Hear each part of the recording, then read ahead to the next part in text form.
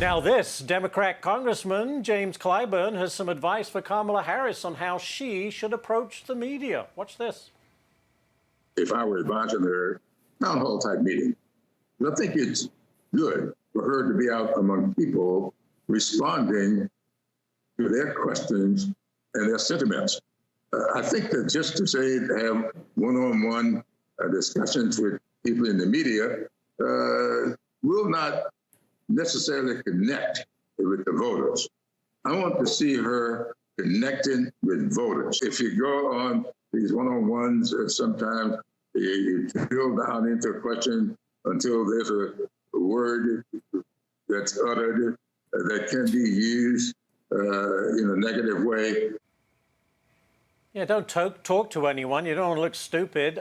Clay Travis joins me now. Clay, look, will Harris avoiding the media work? I mean, it kind of worked for Biden, but it was COVID, so we could hang out in the basement. But what about Harris? Well, if you're only going to get positive news coverage, by and large, from the media without ever having to talk to them or answer questions, I mean, what do you have to lose? I think what James Clyburn didn't say is the reason why Kamala Harris is uniquely susceptible to media questioning is because she's come out with things that she believes now that are the exact opposite of things that she said in the past. And some of them are very serious, like, hey, we need to build a border wall now. Or I believe in fracking in Pennsylvania, and I don't believe in an electric vehicle mandate anymore.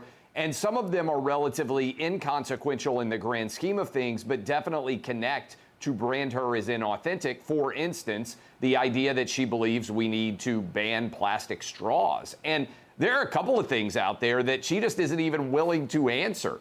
She said she supported reparations in the past. She won't even say whether she still supports reparations. She said she supported, I can't believe this is real, but it is, transgender surgeries for illegal immigrants in detention paid for by taxpayers.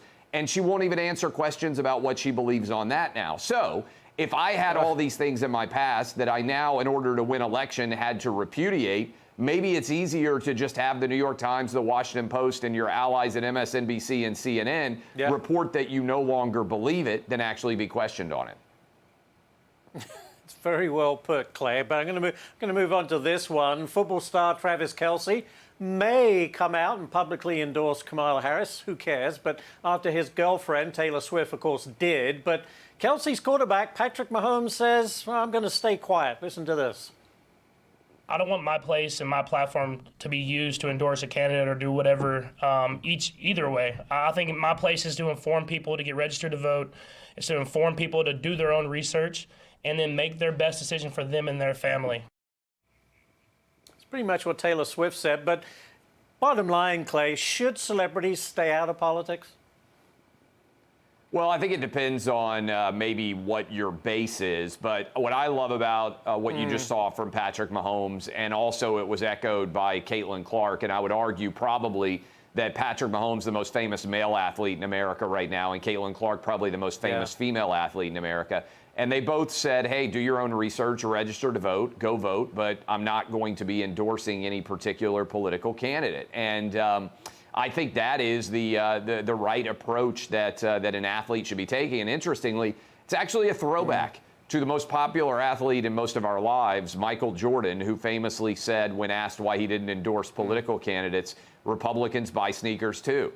Republicans like football. Republicans like basketball. I don't know if you're an athlete, and so do Democrats, some of them anyway, at least when it comes to football. I don't know why you would alienate anybody when your own athletic excellence is your hallmark and what makes people appreciate you.